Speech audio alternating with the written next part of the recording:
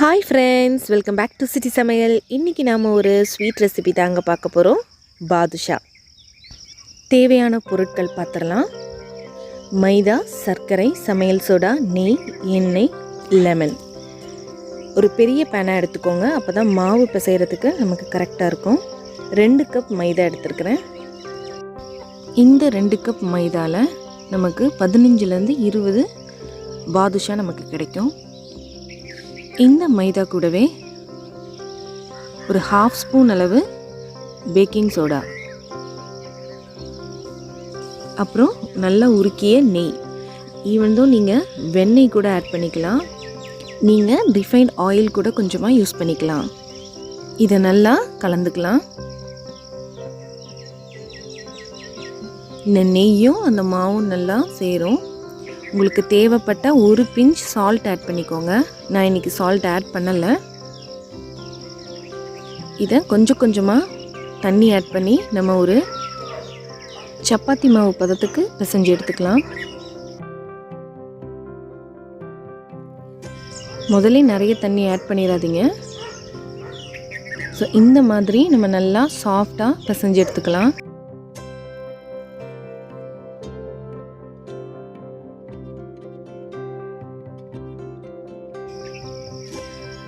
பாதுஷா சில பேர் ரொம்ப அழுத்தி பிசைய மாட்டாங்க, பட் அழுத்தி பிசைஞ்சால் உள்ளே சாஃப்டாக தாங்க கிடைக்கும்.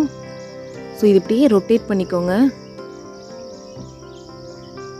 ஸோ நல்லா ரொட்டேட் பண்ணி இந்த மாதிரி மாவை ரெடி பண்ணிக்கலாம்.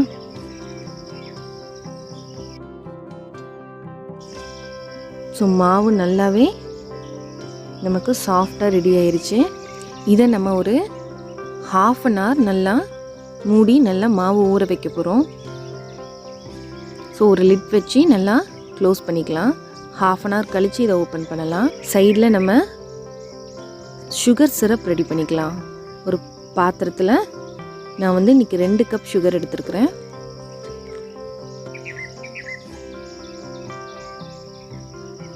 தேவையான அளவு இது மூழ்கிற அளவுக்கு தண்ணி விட்டுக்கலாம்.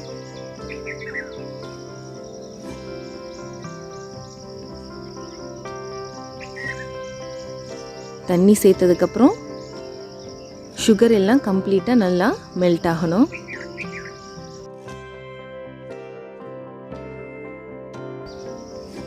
சுகர் சிரப் நல்லா கொதிக்குது. இது நல்லா கரெக்டான ஸ்டேஜுங்க. சுகர் எல்லாம் கம்ப்ளீட்டாக மெல்ட் ஆயிடுச்சு. இப்போ நம்ம இந்த ஸ்டேஜில் நம்ம ஸ்டவ் ஆஃப் பண்ணிடலாம். ஒரு 1/2 லெமன் நம்ம ஆட் பண்ண போகிறோம். லெமன் சுகர் சிரப்பை அதே கன்சிஸ்டன்சியில் வச்சுக்கோ. ஓவராக நமக்கு திக்காகாமல் அப்படியே மெயின்டைன் ஆகும். இப்போது இந்த மாவு நல்லா ஊறிடுச்சு 1/2 அன் ஹவர். திரும்பவும் நல்லா நம்ம பிசைஞ்சிக்கலாம்.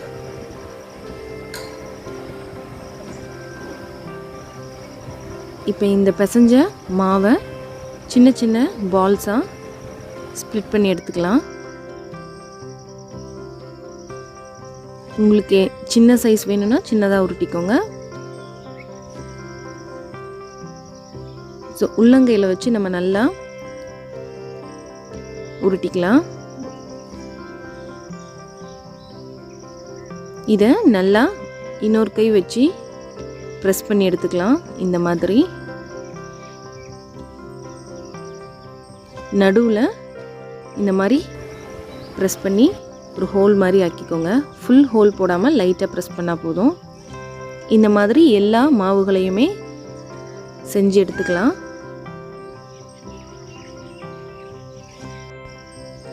இப்போ இந்த ரெடியான பாதுஷாவை ஃப்ரை பண்ணலாம். ஒரு பேனில் பாதுஷா மூழ்கிற அளவுக்கு எண்ணெய் எடுத்துக்கலாம். எண்ணெய் எப்போவுமே நமக்கு மீடியம் ஃப்ளேமில் தாங்க இருக்கணும். நீங்கள் லோ ஃப்ளேமில் வச்சு பண்ணிங்கன்னா இன்னுமே பெட்டர். அப்போ தான் நமக்கு உள்ள அந்த மாவுமே நல்லா குக் ஆகும். ஒன்று ஒன்றா எடுத்து எண்ணெயில் போடலாம். நான் கம்ப்ளீட்டாக ஒரு சிம் அந்த மாதிரி ஸ்டேஜில் தான் நான் பண்ணிகிட்டு இருக்கிறேன். இந்த பாதுஷா குக்காக குறைந்தது ஒரு 10லேருந்து 15 நிமிஷம் ஆகுங்க. நீங்கள் ஹை ஃப்ளேம்லேயோ இல்லை ஓரளவு மீடியம் ஃப்ளேமில் வச்சு பண்ணால் கூட சீக்கிரமாக கலர் சேஞ்ச் ஆகிடும். பட் உள்ளே மாவு வேகாமல் இருக்கும்.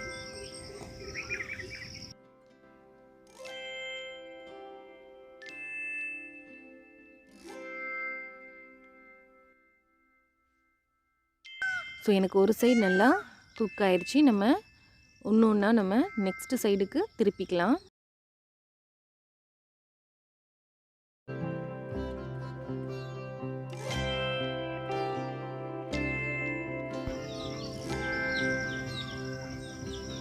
பார்த்திங்கன்னா நல்லா கோல்டன் ப்ரௌன் கலரில் எனக்கு மாறிடுச்சு. ஸோ பார்த்து மெதுவாக திருப்பிக்கோங்க. ஸோ இன்னொரு சைடுமே நமக்கு நல்லா வேகணும். எனக்கு 2 பக்கமே நல்லா பாயில் ஆயிடுச்சு. உள்ளேயும் மாவு நல்லா வெந்திருக்கு. எண்ணெய் இல்லாமல் ஃபில்டர் பண்ணி எடுத்துக்கலாம். சுகர் சிரப்பில் இப்போ இந்த பாதுஷாவை போடலாம்.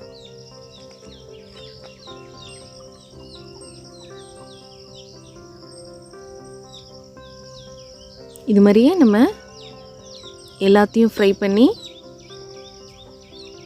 சுகர் சிரப்பில் போட்டு ரெடி பண்ணிக்கலாம். ரொம்ப சுவையான பாதுஷா நமக்கு ரெடி ஆயிடுச்சு. பாதுஷா மேலே நம்ம டாப்பிங்ஸ்க்காக கொஞ்சமாக கேஷ்யூவும் ஆல்மண்டும் துருவி மேலே லைட்டாக போட்டிருக்கோம். இந்த பாதுஷா சுகர் சிரப்பில் குறைந்தது 2 மணி நேரம் ஊறணுங்க. அப்போ தான் பர்ஃபெக்டாக இருக்கும் அந்த டேஸ்ட்டு. ரொம்ப சுலபமாக வீட்லேயே நம்ம ஈஸியாக பாதுஷா பண்ணிடலாம். இந்த வீடியோ கண்டிப்பாக உங்களுக்கு பிடிச்சிருக்கிறோன்னு நம்புகிறேன். கண்டிப்பாக நீங்களும் இதை வீட்டில் ட்ரை பண்ணி பாருங்கள்.